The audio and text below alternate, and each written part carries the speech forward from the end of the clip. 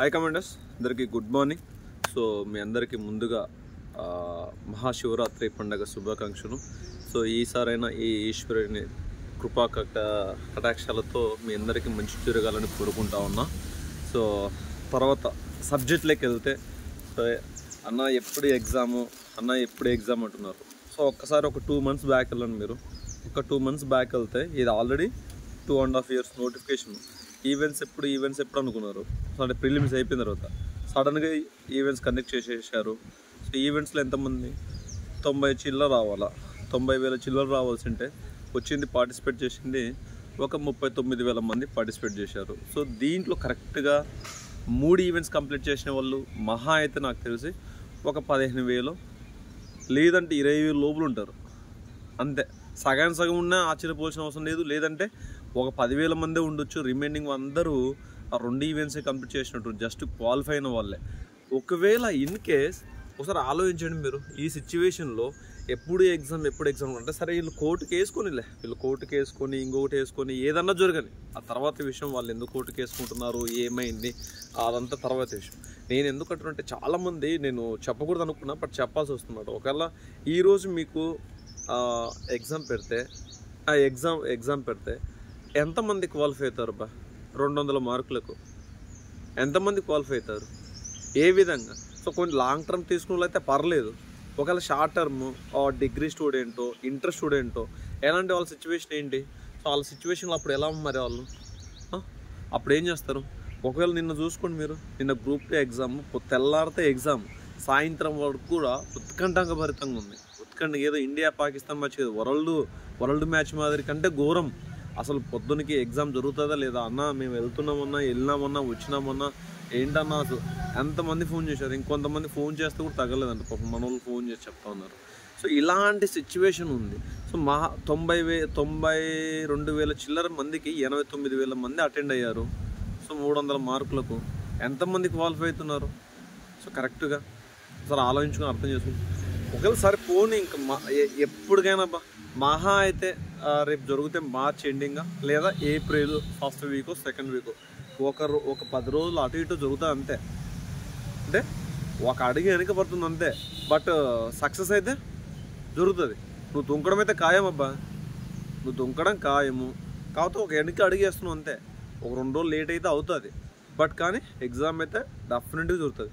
ఈరోజు నువ్వు Sam institute exam నీ ఓన్గాను, ఒకవేళ పోనీ షామ్ ఇన్స్టిట్యూట్ ఎగ్జామ్ కూడా వద్దు, నీ ఓన్గా ఈరోజు నాకు రేపు ఎగ్జామ్ పెడితే నాకు ఎన్ని మార్కులు వస్తాయి, నేను కంఠాపదంగా ఎన్ని క్వశ్చన్లకు అడిగితే నేను ఆన్సర్ చెప్పగలను అని కూడా అయితేగా.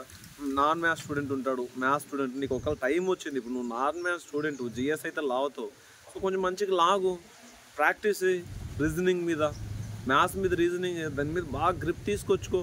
నువ్వు మ్యాథ్స్ స్టూడెంట్, నీకు ఇంగ్లీష్ మ్యాథ్స్ వచ్చు, జిఎస్ రాదు, రేపు 100 మార్కులు వచ్చి ఆ 101 మార్కు ఉద్యోగం వస్తుంది అంటే, నీకు 100 మార్కులు వచ్చి ఉద్యోగం పోయిందంటే అప్పుడు బాధపడేది ఎవరు? అరే ఇంకొక 2 రోజులు ఉండింటే బాగుండేది, లేదంటే ఇంకొక గంట ఎక్కువ చదువుకుంటే బాగుండేది అని బాధపడే బదులు ఈరోజు టైం ఉందా సరే జరుగుతూ ఉంది కోర్టు విషయాలు, ఇంకొక విషయాలు, సుప్రీంకోర్టుది, హైకోర్టుది వేసుకొని నీకు నువ్వు బాగా కష్టపడి చదివుతాను అనుకో, కన్ఫామ్గా నీకు 2026 కన్నా ఎగ్జామ్ పెట్టేసినా కానీ నువ్వు ఖచ్చితంగా అయితే ఉద్యోగం కొడతావు కదా, నువ్వు యూనిఫామ్ వేసుకుంటావు కదా. సో అదే సిచ్యువేషన్. కాబట్టి ఎవరు ఏమి ఇంటెన్షనల్గా ఫీల్ అవ్వద్దు, వాళ్ళు కోర్టుకి వేసారు వీళ్ళకి వేసారు మాకు ఎగ్జామ్ లేట్ అవుతుంది, ఏజ్ లేట్ అవుతుంది, ఏం చేస్తాం? ఎవరైనా ఏమైనా చేయగలమా? మనం ఎవ్వరము ఏం చేయలేము. సో బికాస్ ఎగ్జామ్ పెడితే రేపు పాస్ అయితే ఉద్యోగం వస్తుంది అంతే. ఇంతకాడికి ఏం చేయలేము, ఇంతకాడికి ఏం అనుకోని కూడా ఇంకేం కాదు. సో ఈ విధంగానే ఓన్లీ మనకు బతుకు తెరుకు ఇంకొకటి ఉద్యోగమే కావాలా? ఒక మాట చెప్తానబ్బా, బ్రతకడానికి నీకు ఖచ్చితంగా ఉద్యోగమే కావాలా చెప్పండి. మంచి బిజినెస్లు ఉన్నాయి, నేను మొన్న చెప్పాను, మంచి బిజినెస్లు ఉన్నాయి. చిన్నదే ఇన్వెస్ట్మెంట్ 2 lakh 1 lakh 5 lakhs లోపల. సో ముందు నీ మీద నీకే నమ్మకం లేదు, నీ మీద నీకు ముందు నమ్మకం ఉందా? నీ మీద ముందు నీకు నమ్మకం ఉంటే నువ్వు రేపు ఏమైనా చేయడానికి, సక్సెస్ అవ్వడానికి దారి ఉంటుంది. నీకే లేదు అసలు. నీ మీద నువ్వు ఇన్వెస్ట్ చేసుకోగలుగుతున్నావా? పోనీ ఇది ప్రైవేట్ ఉద్యోగమా, నేను గవర్నమెంట్ ఉద్యోగమా చెప్పట్లా. గవర్నమెంట్ ఉద్యోగం అయినా ప్రైవేట్ ఉద్యోగంలో అయినా నీకు ఎంత తెలివని ఉంది, నువ్వు అక్కడే ఉంటావు. సంవత్సరానికి ఇంక్రిమెంటు రூపాయల లోపల 800, 1100, 1200. ఏది గవర్నమెంట్ ఎంప్లాయీస్కి. ఏది మన కానిస్టేబుల్ లెవెల్లో. లేదు ఇంకంతగాడికి నువ్వు ఒకవేళ ఎస్ఐ కొడితే పర్లేదు, ఒక 2000, 2500 ఆ మటుకు తీసుకోగలవు.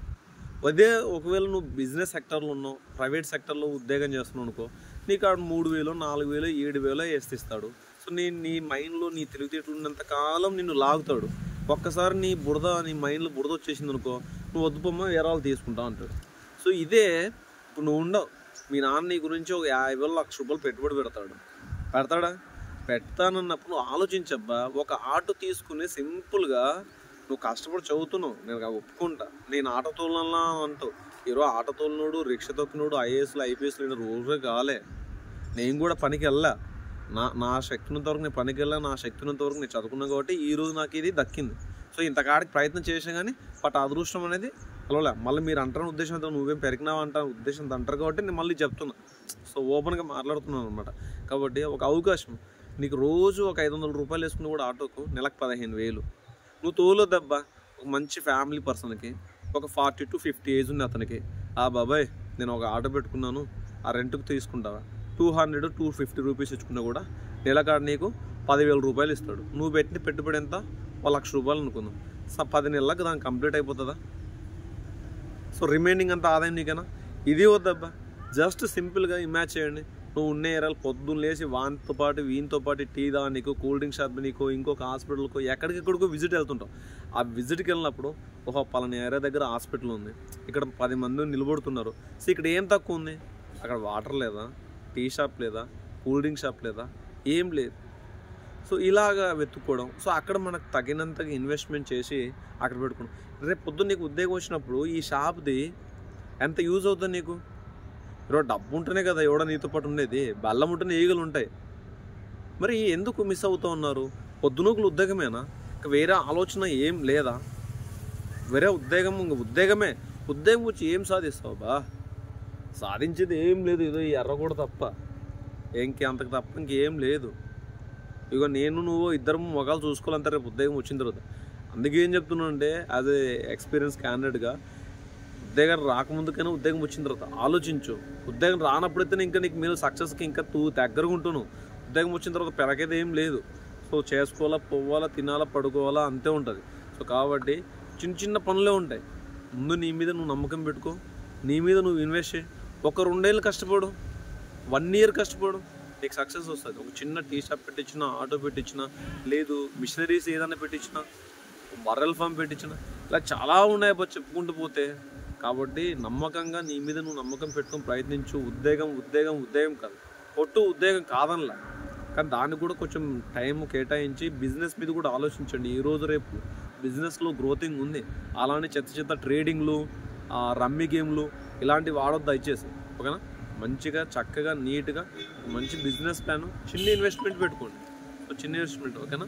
చిన్న కుటుంబం చింతలేని కుటుంబం అంటారు కదా. సో అలాగా చిన్న ఇన్వెస్ట్మెంటే రేపు పొద్దున మనం గ్రోతింగ్ అవుతుంది. నువ్వు కుందే లెక్కనే పరిగెత్తాలను అనుకో, రేపు బుస వస్తుంది, ఆగిపోతావు. తాబేలు లెక్క చక్కగా నీట్గా ఒక 1,00,000 రూపాయలు ఇన్వెస్ట్ చేసావు అనుకో, ఒక 50,000 ఇన్వెస్ట్ చేసావు అనుకో, అదే పిల్లలు లేపుతుంది నిన్ను. అక్కడ వెళ్తూ సాయంత్రం పూట విజిట్ చేసుకుంటావు నీ ఫ్రెండ్స్తో, ఇంకోటితో. ఈరోజు ఎన్ని ఒక 100 టీలు నడిచాయా, 10,000, లేదు ఒక 500 టీలు నడిచాయా, ఏదో ఒక చిన్న క్యాల్కులేషన్, ఒక చిన్న బిజినెస్ పెట్టుకున్నావు అంటే అది నడుస్తూ ఉంటుంది. సో రేపు ఉద్యోగానికి సపోర్ట్ అవుతుంది. లేదు ఒకవేళ ఉద్యోగం రాలేదు, ఏజ్ మిస్ అయింది అనుకో, 2 ఏళ్ళు 3 ఏళ్ళ కల్లా ఇది ఇలా ఈ లెవెల్లో వెళ్ళిపోతుంది, అంతే. ఇది కమాండర్స్ నేను చెప్పాలనుకునేది. సో ఇందులో ఏమైనా తప్పులు ఉంటే మీరు క్షమించండి. ఇంకా మనకు అప్డేట్స్ ఏమి రాలేదు. ఈ అప్డేట్ వస్తే కన్నా సో డెఫినెట్గా నేను మీకు ఖచ్చితంగా చెప్తాను. సో ఖచ్చితంగా అయితే మార్కులు 100 అబ్బోనే తెచ్చుకోవడానికి ప్రయత్నం చేయండి, ఓకేనా? ఎక్కడ కూడా మిస్ అవ్వద్దు. సో మీకున్న టైము చాలా విలువైనది. దగ్గరికి ఎక్కువ చెప్పి వేస్ట్ చేయను. బాయ్ కమాండర్స్, జై హింద్.